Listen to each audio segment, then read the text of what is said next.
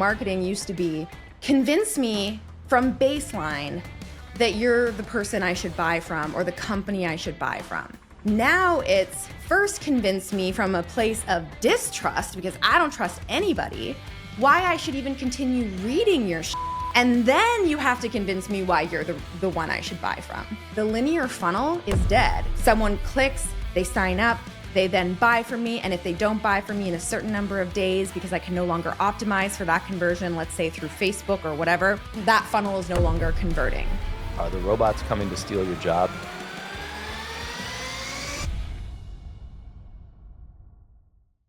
Alex Cattoni, it is awesome to see you. It doesn't happen enough, but thanks for showing up.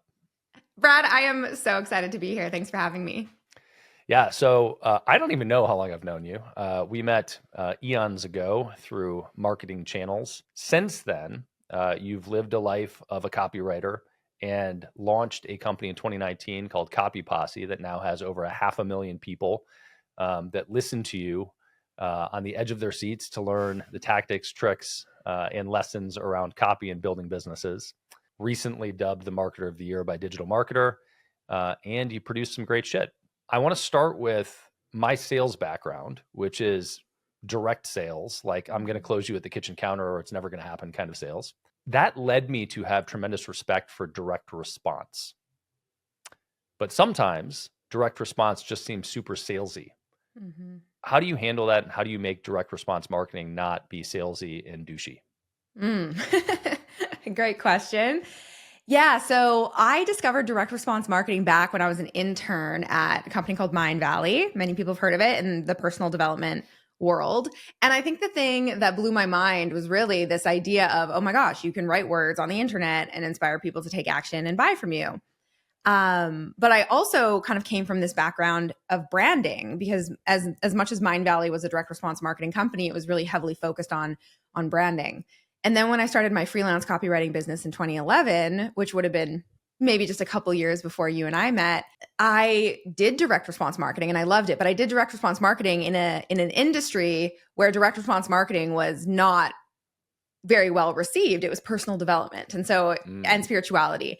And so what I sort of found, right? And it's like, okay, so that's like a very fluffy environment, fluffy situation, and you're giving a hard call to action. Yeah, exactly. And that's what I realized, that like you can integrate these two ideas. I think there's a right way to do direct response, and I think there's a wrong way to do direct response. But at its core, I love direct response marketing. I mean, if you boil it down just to its classic definition, it's you do something that inspires or evokes a direct response, some sort of a call to action, whether it's to click, to sign up, to buy. And there's a way to do that in a way that doesn't feel douchey. And I think that's where, to me, brand storytelling and deeply understanding your audience comes in, not just for the sake of saying something to get a response, but saying something that's actually building trust in the process. And I think that's more important now than ever before. And what a lot of people have lost sight of in marketing is back in 2008, 2009, it really did feel like you could say anything on the internet and people would be like, wow, this is incredible. And they would trust you just because you were online. I mean, I remember literally thinking that, like, can anybody build a website? No, they must be really special, important people if they have a website. I remember having that thought.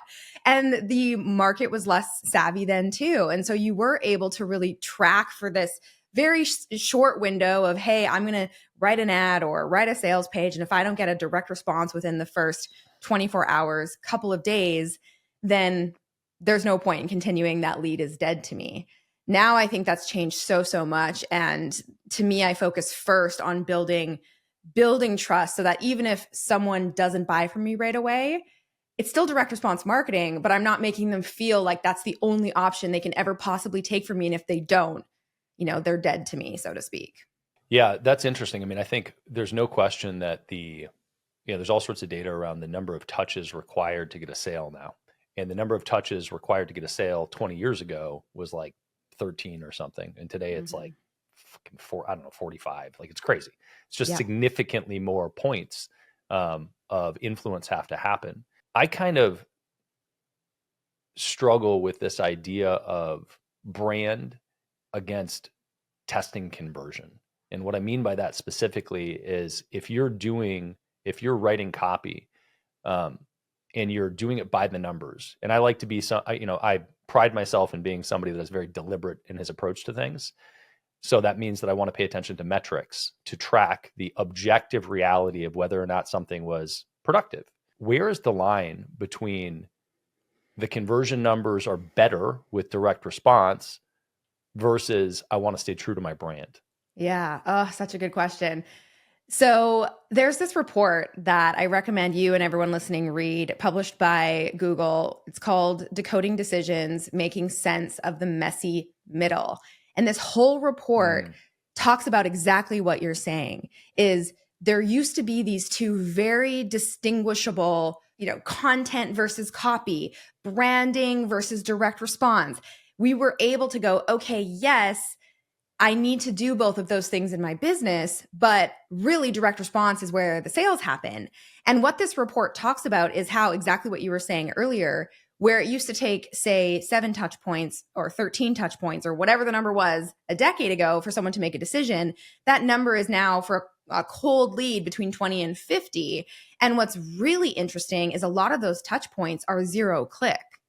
A lot of those touch points are a video view or someone, scrolling through your feed on Instagram, and they're not actually clicking on anything. And so what's happening is it's getting significantly harder to track conversions in this isolated direct response funnel. And so something that I talk about a lot is this idea that the linear funnel is dead. Not dead like funnels don't work anymore, but we can no longer treat it as this isolated, someone clicks, they sign up, they then buy from me. And if they don't buy from me in a certain number of days, because I can no longer optimize for that conversion, let's say through Facebook or whatever, then that funnel is no longer converting. What's actually happening is someone clicks, they might sign up, then they're interacting with you across a number of different platforms. And it's becoming increasingly difficult to know, was it that sales page that converted them? Or was it the fact that they watched a YouTube video or they read a LinkedIn post or they read an email of yours and then they went and bought? And attribution is incredibly difficult. And so what's happening with this brand versus direct response conversation is, I think as marketers, we need to integrate them and go, it's no longer one versus the other. It's all part of this holistic approach. Because if you talk to any marketer who's looking purely at just directly attributable, it's a hard word, clicks to conversion, most people will tell you that conversion rates are going down. But when you zoom out and you realize, at the Copy Posse, my average customer, they took 44 days before they made a purchase with me. We were able to get that down to about 28 by doing some lower ticket stuff because we'd never really done low ticket before. And that's still almost a month that it takes for the average customer to purchase from me. And it's easy to blame a funnel and say that's no longer working and throw in the towel. And so what I look at now is, what are the leading KPIs? What are the leading metrics I can look at, the micro conversions that actually dictate whether or not my marketing is performing? And those are often the less obvious sale conversions or landing page conversion rate, but instead looking at views, engagement, interaction, because that's going to be an indicator of overall conversions.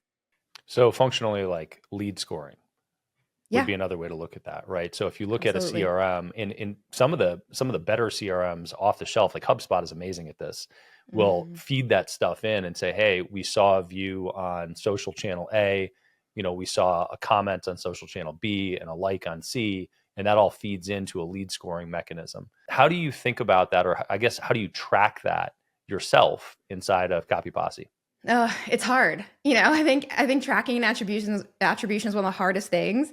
We use UTM parameters, Google Tag Manager, that we pull into a tool called Segmetrics to try to get as close to appropriate attribution tracking, knowing that there's no way that it's 100% accurate. Yeah. What's that? That's wrong. I said knowing that it's wrong. Yeah. Paying all this money to know that it's wrong, but it gives you the ability to compare apples to apples, right? So that, I think, for me, coming from a background of branding and direct response, and then who had never created a piece of content on social media until 2019, and then really going hard into organic, being able to not just ignore, like for me, if my YouTube metrics are down, that's an indicator that we're not reaching as many people. And I know that that's going to directly impact all of my conversions down the road. And so I used to not pay too much attention to that.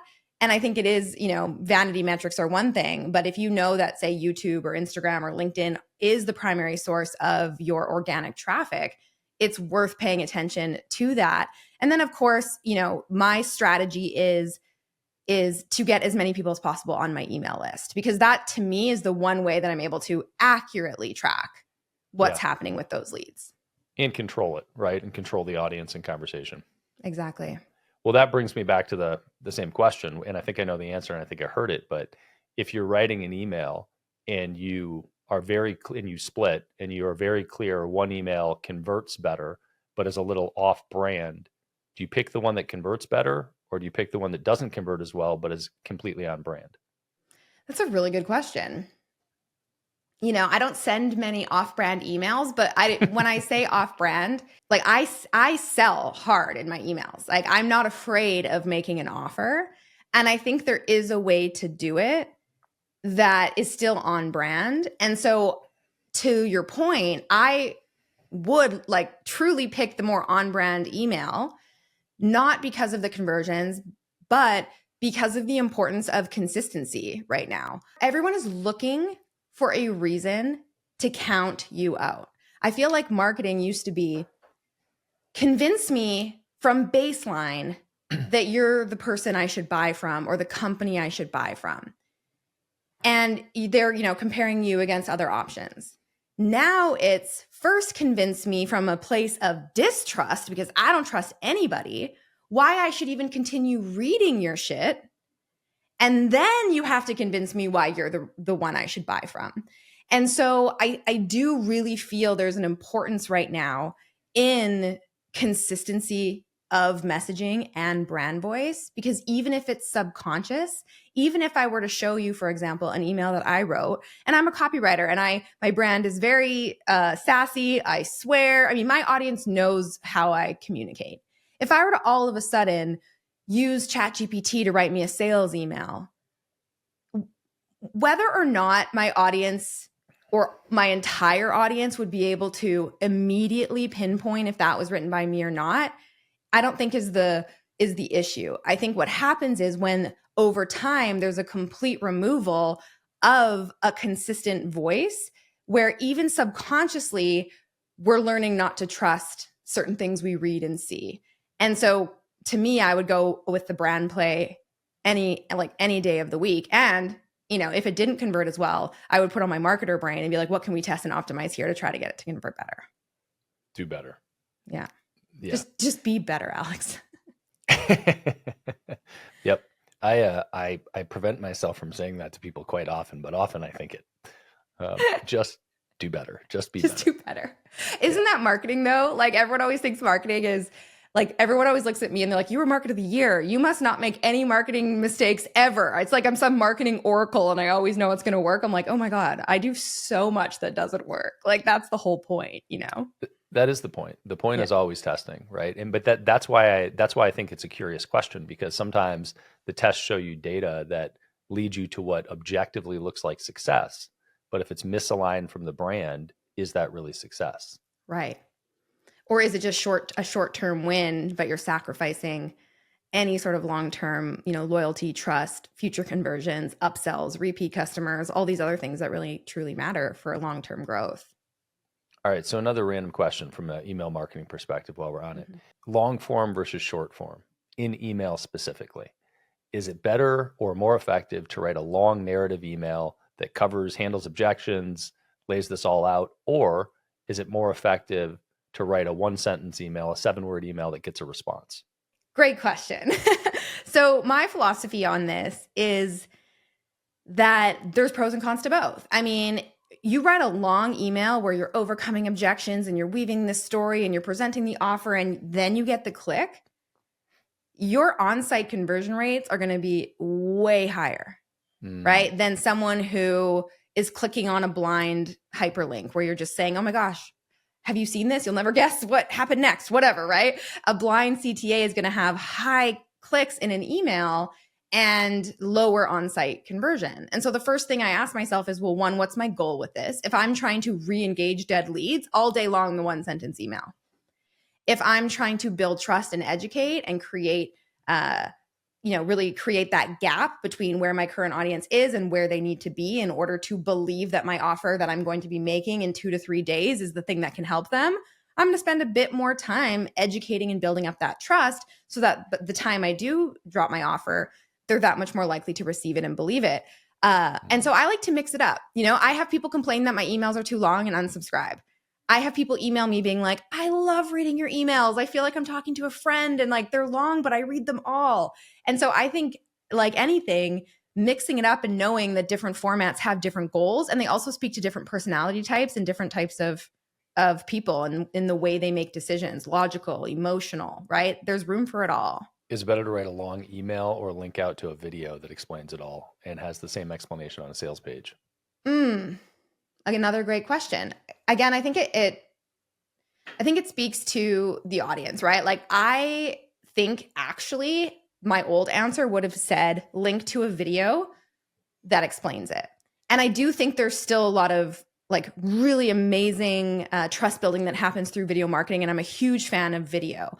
And it's kind of this idea of the thing before the thing, right? Anytime I sell anything high ticket, I'm always asking myself, what's the thing that I can do to build trust before I offer the thing, the big thing? And so that could be a video, that could be a free challenge, that could be some sort of a live experience, a Q&A, whatever.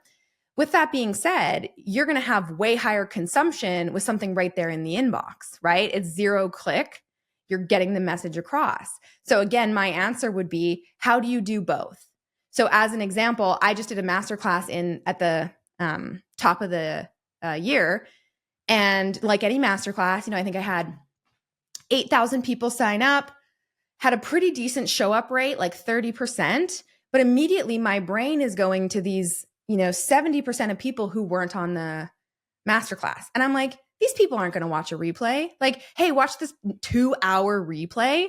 So what I did is I chopped up the masterclass into short chapters and I trickled them out over email after the fact. So there was no, hey, 48-hour replay, you have to, take 2 hours and then maybe more with time in between. And if you're pausing to take notes, et cetera, to sit down and watch this masterclass, who's going to do that? Very few people now take the time. And I see the metrics. I track the replay rates in my paid memberships and communities. If someone who's paying me 10 grand a year isn't watching a replay, what's the likelihood that someone who signed up for free is going to give me their time? And so I think about, okay, how can I take all the lessons that I shared in this longer piece of content that 30% of the people on the sub list watched and dissect it into different formats that other people are going to consume in different ways to get the point across. And so I really do feel like it's, again, that kind of holistic, how can you think about what every single person in your audience needs and what's best for them, and know that it's going to be different, but you can reflect that in your messaging and marketing. Yeah, I like that a lot. And I think that thinking about what the actual outcome is that you're after is super relevant, right? There's a question of, with like a 2-hour block, if you back out and you look at sort of the old infomercial model, basically you've got a 30-minute block and you're telling the same story 3 times in a row. And that was the infomercial model. And it was the model because they knew that people would happen to jump into the infomercial at different points, right? It's like you flip channels and you catch it 20% of the way through. Well, you need to tell the full narrative again. And if you're in a situation where, in your case, you have a 2-hour webinar and you want people to have all the information from it, but they're not going to watch it all in one sitting, well, how do you get that to them? Yeah. And your answer is drip, which I like. Yeah. And I love my friend Stu McLaren's shares. Like, I am always like, what's your format for creating content? He's like, tell him what you're going to tell him, and then tell him what you told him. And I do think we have a tendency right now to overcomplicate. We've been told, and I'll take responsibility for this, like we've been told that you have to give value. And I think the biggest thing we can do right now as leaders and as marketers and as business owners is know that everyone is experiencing major information overload right now. Crazy. And what is so much more important than content, which by the way is now completely free and essentially valueless because anybody can go create quote unquote content using AI. What people are craving is leadership, guidance. They're craving being spoken to like a real human. They're craving connection. And so some of the changes that I'm making in my marketing and in my programs is being like, why do I do a 1-hour session with my mastermind members every single week and feel this pressure to have to bring in these experts and do a full-blown training with slides and all of this? And I thought, well, wait a second. What if we did half as much content every month and instead created twice as much connection? And the feedback we're getting is like, oh my God, I didn't even know this is what I needed. You don't have to watch 4 hours of replays this month in order to feel like you're keeping up. Because what happens when people don't keep up in paid memberships and communities? They cancel. So instead, it's like, hey, there's only 2 sessions all month that are recorded. And I now have a 1-hour max rule, which is hard for me because I just have this desire to constantly give them more. So I have to catch myself and be like, Alex, you don't have to give anything else. This is enough. One big idea is enough.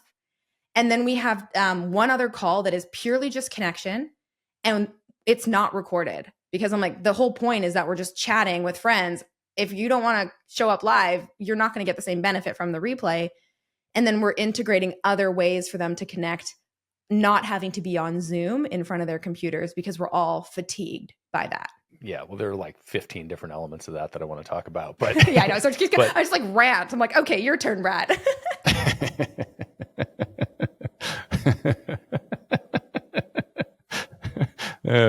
Insert funny advertisement here. Or just check out Easy Pay Direct. It's epd.com/BAM. And you can find out about credit card processing for your business. Lots of our guests use us for credit card processing. And this seemed like more fun than writing a scripted ad. To the content point specifically, or to education specifically, yes, information is everywhere, but confidence, and you use the word leadership, but confidence that the information you're getting is accurate and actionable is what's difficult to come by right now and what's challenging. Very, very smart people are good at taking complex topics and making them simple. Mm-hmm. Smart people are great at taking simple topics and making them complicated. And that's a challenge because there are tons of smart people out there that can't simplify things and they just overcomplicate. And it is not that you're stupid. It is actually that you're smart. It's just like you can't get quite to the level until you study to distill. But that distillation is what gets people to follow you quickly and say, oh shit, I get it. In the past, and actually I'd love your feedback on this, like there is something to be said for the sales pitch of, I'm going to explain to you how complicated this whole thing is. And then my CTA is, but I'll do it for you. Don't worry about it. Right. Does that still make sense today from a marketing perspective? Or have we passed the point of, I'm going to tell you how complicated it is because it's so easy to go get information today? Right. I mean, that's a good question. I do think that you want to be careful with not making something sound too complicated at the risk of someone just going, this is too much for me. I can't handle this right now. Fuck this, I'm out. Yeah, exactly. And so I think to your point, right now, what I'm seeing is more so now than ever, I'm seeing time almost match or pass the objection of money. And it's simply this, like, I am just so overloaded. I cannot possibly dedicate time to this right now. And so I still do think what you're saying absolutely is a strategy. And it needs to almost be, rather than like agitate with the complexity too much, because I think everyone is already aware of, especially now, like you see everyone talking about how things are harder than they used to be. You can no longer just like, put up a video and run an ad and make all this money. But I think the flip side of that is making someone feel really understood in their overwhelm and going, I get it. Like, I get why you're frustrated with this. I get that you're mistrusting the information you're getting online. And of course you are. In fact, it's good that you are. It's good that you're smart. It's good that you're questioning everything, because there's so many dupes and fakes and bots and bullshit out there. And so, build authority, build authority, build authority. Here's how I can help you. And you know what? To make it even better, I'm going to do it all for you. So not only can you trust knowing that you are in good hands with someone who has years of experience doing this, but you don't even have to so much as whatever, right? So I think the premise is still there. I think what's changed is the nuance of the empathy of really making people know that, one, we see that you're overwhelmed, and two, it's absolutely not your fault. In fact, you should be overwhelmed, and validate those feelings that people are feeling, because everyone's feeling the same right now. It's bonkers. Yeah, it's overwhelm is an understatement. Yeah, overwhelm is an understatement. Exactly. Yeah, exactly. But to your point, when you talked about this idea of overcomplicating, it reminds me of a client that I used to write copy for in the numerology space. Like, never thought I would be a numerologist. But the founder of the company is so freaking smart, and he was obsessed with the process and the calculations and what was happening behind the scenes with the technology of creating these hyper-personalized readings. And I had this realization writing copy for numerology that nobody gives a rat's ass about the calculation or how the calculation works behind the scenes or the technology that does it. They just want to know what the hell it means to be a life path 2. And I keep that in my mind all the time when I'm writing copy, because again, like you said, smart people tend to overcomplicate. And while I do think there's a lot of power in like pulling back the curtain and letting people see into your process, and that's something I really do believe in, it's more from a place of transparency and authenticity than let me tell you every little nitty-gritty detail that doesn't actually matter. What you care about is what this means for you. Yep. Well, that's the sales adage of sell now, explain later.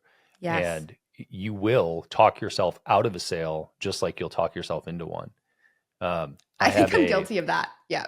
Everybody is guilty of that. And because someone will ask a question, a very legitimate question about, right? Because they want to buy, like people buy emotionally and they justify logically. I can be talking to someone who asks a very left brain question. And I actually had to train my team, because they would answer all these super left brain questions in the Zoom chat. And then they'd be like, Alex, we didn't have to send you any of the questions because we answered them all. And it's like, good job. And let me answer even the most mundane left brain question. Because if someone's asking, what time are the live calls every week? What they're looking for is a reason to count you out. What they actually want to hear is, everything is recorded. You can go at your own speed. In fact, Jenny from season 3, she didn't attend a single live call when she was in the Launchpad program because she had a 9-to-5 job, and she watched the replay and she was actually the first person to finish the program. Or so-and-so who's in Australia and couldn't make it because of the time zones, and realizing that the logical questions, we have to almost fight the urge to answer and instead make it about them and why it doesn't matter. You got it. In sales, questions are not there to be answered. They're there to understand the person and deliver the outcome that the person needs. Ooh, I like that. Yeah. I mean, I think it's a it's a very helpful narrative in life in general, but you have no obligation to answer the question being asked. What you should be doing is listening to what the question is to gain understanding of who that person is, and hopefully deliver the outcome that they want or need. And if you're, egomaniacal, or really, there's some sneaky word that I'm missing right now, but if you're devious, manipulative, right, then you can drive towards your own outcome. Yeah. But the fact is, when somebody asks a question, it is a huge opportunity to think about where they're coming from and gain insight into who they are and what they want. Yeah, that's so good. Do you ever ask, now I'm interviewing you, but do you ever ask a question in response to a question to uncover more of why that's important to them? Yeah, and I think in sales, that what separates good salespeople from the rest is the ability to live in an uncomfortable space and make it comfortable. And so the first obstacle you have as a salesperson is to figure out how to not respond to a question or how to push a little bit harder in a moment when somebody said no, but it's how to break the social norm that you've been brought up with. And all of those, there are tons of these different little things that happen where it's not normal when somebody says no to ask again, right? It's not normal when somebody asks a question to ignore the question, to not answer the question and ask another question. Especially if you've been raised to be a good little girl who answers questions or a good little boy who answers questions. Yeah. Exactly. But I think that the first thing you have to do is break that frame and say, it's okay for me to not answer the question. That's not what I'm here for. That makes me feel uncomfortable even thinking about that, but yeah. Right. And so I think in one way to do that is somebody asks you a question and you sit and you ponder for a second. You're like, huh. But instead of responding with the answer, you say, well, let me ask you something. And then you ask them a question. Yeah. And you Why didn't give an answer. To you? Yeah. Yeah. But you did acknowledge the question and you did let them know that you had heard it and thought about it. And that response is still responding to the question. It's just not giving an answer. That's so good. You have my gears turning, like with every time I do a Q&A call or whatever, I almost want to take myself through an exercise where it's like, what's the question behind the question? Or what's the fear behind the question? Yeah. Like, what are they actually concerned about? What is it that's holding them back? Because it's so easy to deflect with questions that seem hyper technical and, left brain, and it's not about that at all. Yeah. No. Cool. And I think you brought it up, but like a lot of the time, the answer to the question isn't what they're after anyway, right? And it's like it's in a lot of the time people are asking questions to, like we use the term buying question in sales because the buying question indicates that person is trying to get to the sale on their own, right? They're asking you questions that are relevant to the purchase. And if you see those, then it's how do you help them get the information they need or help them get to that place where they're going to be comfortable with the sale. And their independent question isn't actually often what they need. What they need is a level of comfort, security, trust, or further understanding, permission, right, to buy. How do you see that? So I think about this in terms of verbal sales all the time. Yeah. How do you think about that stuff in terms of copy or in terms of scripting a message? Yeah, it's funny because I talk about something like I have something I call an objection killer roadmap, which is really kind of what you're saying. It's uncovering the objection behind the question, and then how can you frame it back to them in a way that is answering the question, but it's actually giving them what they need. And for example, putting it in an FAQ section on a sales page. The FAQ sections on my sales page, they're all just overcoming objections. And so if someone's asking, what time are the live calls, every week, I'm not just going to answer and say the live calls are at 8 a.m. Pacific time or whatever. I'm going to reflect back a story of someone who couldn't attend a single live call and still got the success they wanted. Right. And so it's the same thing that what you're talking about. It's just in written format. And I think where I struggle is on this, like the voice to voice sales stuff, because in marketing, and I think I'm so natural at sales through words written. But then the second time on like a webinar or a sales call and someone asks me a question, it's like I forget everything I know about sales from a marketing perspective. And instead I'm just like, okay. And I tell them. And so it really is one and the same. And good marketing and good copywriting is conversational. And it is exactly what you're talking about. And one of the things that really helped me kind of pivot this in a similar vein is understanding what people want and then what they really want.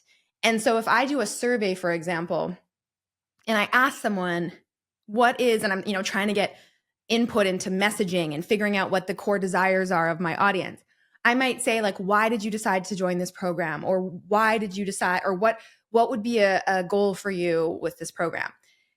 And, you hear the same answers: more money, more time, more freedom. That's basically it. And I've started asking the question, what would that mean for you? Or what would that make possible for you?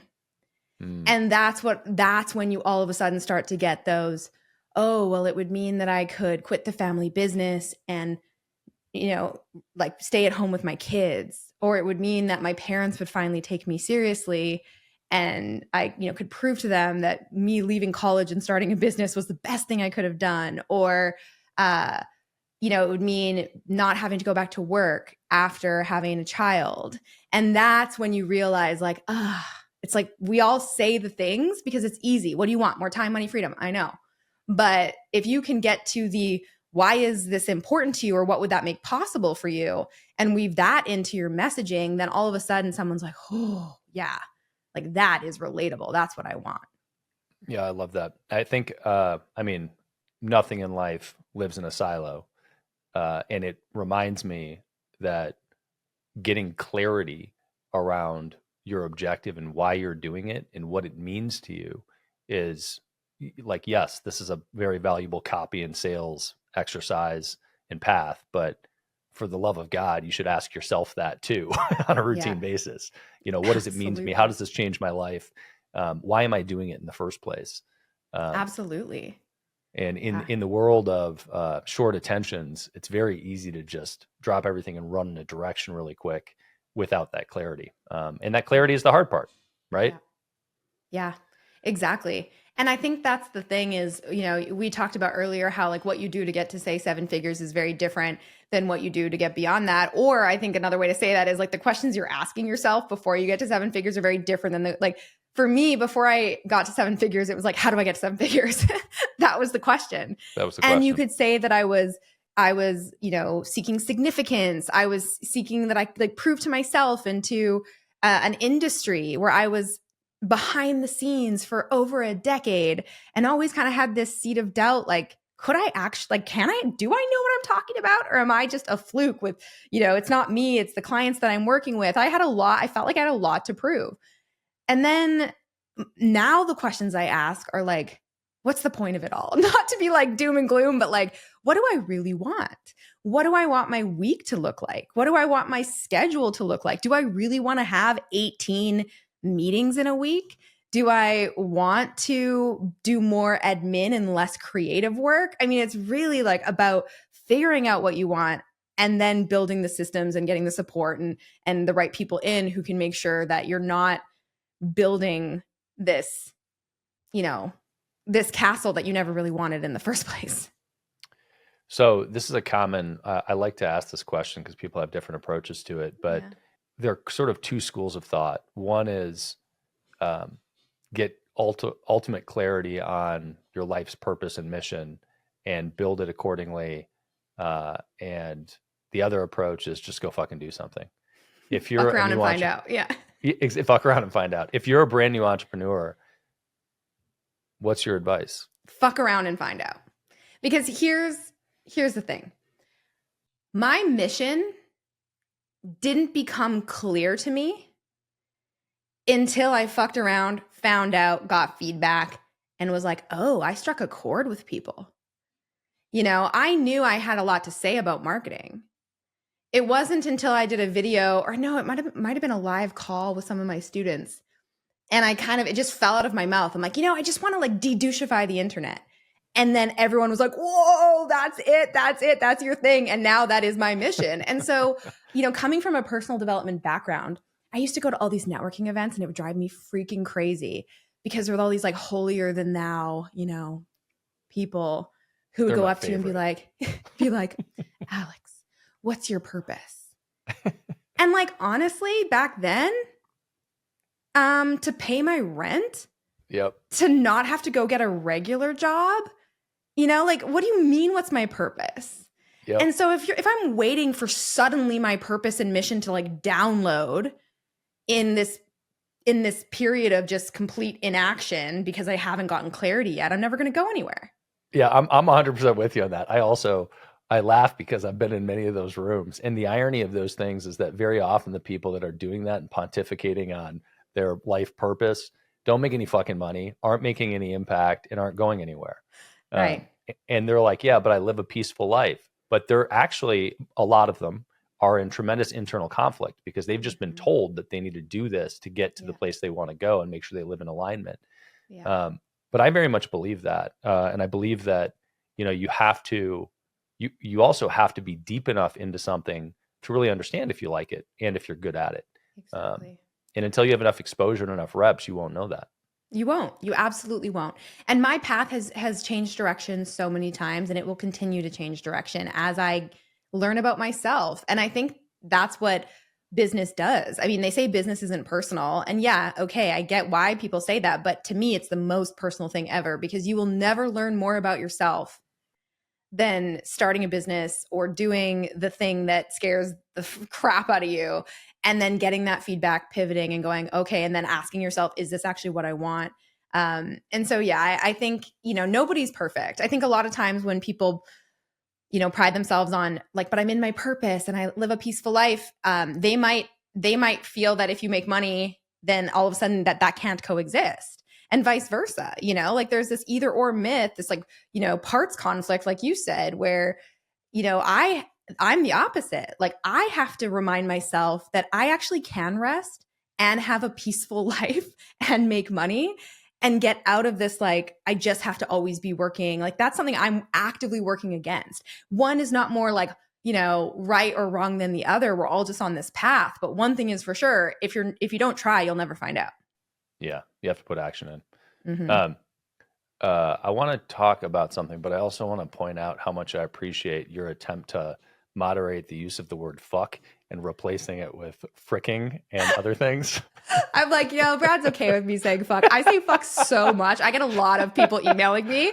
It's I so get a lot of versatile. people responding to my emails being like, the language, I'm unfollowing you. It's so unprofessional. And I'm like, oh, please. Fuck off. Fuck you.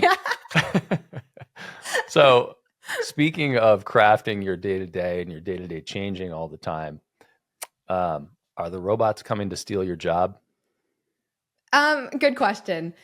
Hey, listen, I think there's always gonna be like there's no yes and, or there's no yes and no answer. It's not black or white. I think AI is incredible. I think AI can replace a lot of tasks. I know there's a lot of fear right now, especially in the copywriting industry and the people that I coach and train, that, oh, what's the point if AI can do it? And it's like, yeah, AI can do it. It can generate words, but as a copywriter, is that all you do, generate words? No. And I think actually our whole conversation really highlighted that. Like we didn't talk about my process for sitting down and like two finger typing copy. We talked about what we think about. We talked about the psychology behind it. We talked about how to be more persuasive. We talked about how to communicate with empathy. And so while there are going to be for sure some copywriters who always have looked at copy as a way to make quick money, and then before AI would have realized it's actually not an easy way to make money, it's still a skill that takes time to learn. I think what's happening is there's just a shift happening where copywriting and probably any, functional area needs to be redefined to say, yes, AI can generate words, but as a copywriter, that is such a small part of what I actually do. And right now, I do feel like there's this crisis happening in the marketing world where there's so many AI bros teaching other AI bros about how to use AI to like start a business overnight or to launch a new campaign overnight and make all this money. But what's really happening is the internet is becoming flooded with a lot of just sort of generic, watered down, diluted messaging that doesn't really have any emotion, heart, humor, humanity, power behind it. And that's adding to this noise of people just wanting to shut down. So my philosophy is that there's actually an ever rising premium on true messaging and copywriting that fosters connection, and that there will be a huge demand as businesses start to realize, oh, maybe AI is a cool tool, but it's not the magic button that I thought it would be in terms of building trust with my audience, which is what we all need to be focusing on right now if we are selling to humans, which I'm pretty sure we all are at this point in time. So it's 2025. What is something that people are doing with AI that they think is great, but is really a terrible mistake? I think it's the hamster wheel of, oh my God, I used to post on social media once a week, but now I could post on social media 500 times a week. And that must mean I'm going to grow 500 times faster than everybody else. And the problem is, if everybody does that, it really truly becomes a race to the bottom, because you're like creating, like, content marketing is no longer about who can create more content faster. I think it used to be, and I don't want to say that it's not important to have frequency and consistency in what you do, but how do you instead like shift this mindset of how do I create more content faster to how do I create more connection with the right people? And that might mean actually posting less. And so that's what I'm playing around with this year is like, I'm going to like reevaluate my content marketing strategy that really did serve me well for years and instead go, how do I simplify, but then go deeper and create more content that's truly like from the heart and not just, again, that hamster wheel of more, more, more. We are running out of time. I know you've got a tight schedule here. I'm going to have to ask you 1,000 questions on other things later. But we can come back. We can do a part 2. I love it. While you're talking about content creation and being thoughtful about it, you have a solid YouTube following. Shorts, 3-minute videos, 10-minute videos. What do you find has the most engagement and what makes the most sense for you? I would say the longer form, like 8 to 12 minutes, 100%. Shorts are great for getting attention, and it can be great in terms of feeding your channel. But if you want people to, like, the end goal, ultimately, I think about everything is how do I get more people on my email list? People often aren't going to watch a short and get enough value or connection where they're then going to seek out a link to go join your email list. But they will watch an 8-minute video and go, oh my gosh, I feel like I know this person. I want to go get the free thing that they're talking about. So I think longer form in terms of like 8 to 12 minutes on YouTube is where it's at. Love it.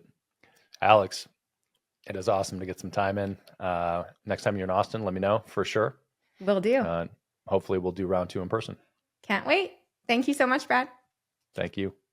My director of marketing told me to read this. Thank you for tuning in to Beyond a Million. If you liked this podcast, please subscribe and drop a comment below. We'd love to know your thoughts. If you want to learn the strategies that our guests such as Neil Patel, Amy Porterfield, and Grant Cardone use to scale their business, you can find more episodes on our website at beyondamillion.com.